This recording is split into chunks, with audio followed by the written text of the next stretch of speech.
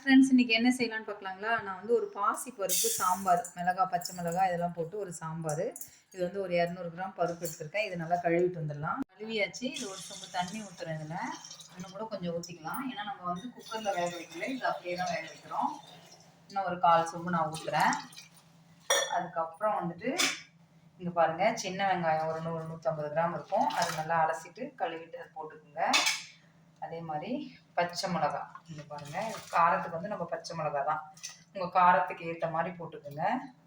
பூண்டு ஒரு 5 பல்லு பூண்டு, இது கட் பண்ணி போட்டுக்கோங்க.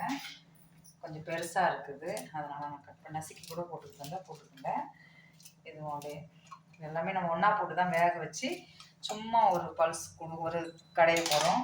ஒரு 3 தக்காளி இதையும் போட்டுருங்க. இது எல்லாம் சேர்ந்து பச்சை இது வந்து நம்ம இப்போதைக்கு மஞ்சத்தூள் இப்போ போட வேணாம், இன்னும் கொஞ்சம் நேரம் ஆகட்டும் போடலாம். இங்கே பாருங்கள் ஃப்ரெண்ட்ஸ், எவ்வளோ அழகாக வெந்துடுச்சு, செமையாக. அங்கே பாருங்கள், நம்ம தண்ணி வச்சது 1.5 சொம்பு தண்ணிக்கிட்ட நம்ம வச்சோம். எல்லாமே வெந்துடுச்சு பாருங்கள், பருப்பு எதுவுமே தெரியல. இப்போ சும்மா இது கடைஞ்சா போதும். நான் கொஞ்சமாக மஞ்சத்தூள் மட்டும் போட்டேன், அது மட்டும் மிஸ் ஆயிடுச்சு. வேறு எதுவும் இதில் நம்ம போடல. இப்போ உப்பு போட்டுடலாம், நம்ம ஸ்டவ் ஆஃப் பண்ணிடலாம். இது அவ்வளோதான், இது முடிஞ்சிடுச்சு. நான் போய் தாளிக்கிற வேலை மட்டும்தான். பாருங்கள் ஃப்ரெண்ட்ஸ், உப்பு போட்டாச்சு. இது 1 பாட் சாம்பார் மாதிரி தான் ஃப்ரெண்ட்ஸ், சூப்பராக இருக்கும். இது அப்படியே இது பண்ணிவிட்டு நீங்கள் ஒரு மத்து வச்சு இதை அப்படி லைட்டாக கடைஞ்சிட்டிங்கன்னா கூட ஈஸியாக வந்துடும். பாருங்கள் ஃப்ரெண்ட்ஸ், நம்ம கடாய் வச்சாச்சு. கொஞ்சம் எண்ணெய் போட்டுக்குங்க. என் ஸ்டவ்வு கொஞ்சம் சரியில்லை. பாருங்கள், இந்த அளவுக்கு இலையாக இருந்தால் தான் கொஞ்சம் நல்லாயிருக்கும் பருப்பு. நம்ம வந்து நான் அந்த மிளகாய், அந்த வெங்காயம், தக்காளி மட்டும்தான் அப்படி கடைஞ்சிருக்கேன். சூப்பராக இருக்கும், அப்படி ஊற்றி சாப்பிடும்போது டேஸ்ட்டாக இருக்கும்.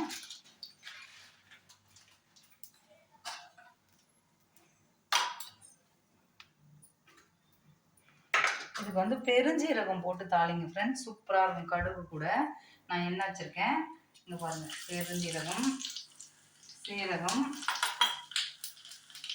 கடுகு, செம்ம டேஸ்ட்டாக இருக்கும். ட்ரை பண்ணி பாருங்கள். தோசை, இட்லிக்கு தான் இது நல்லாயிருக்கும். மீன் காஞ்ச மிளகாய் 2 போட்டிருக்கேன்.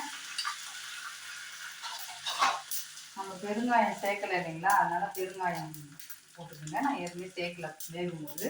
கருவேப்பிலை போட்டுக்கோங்க.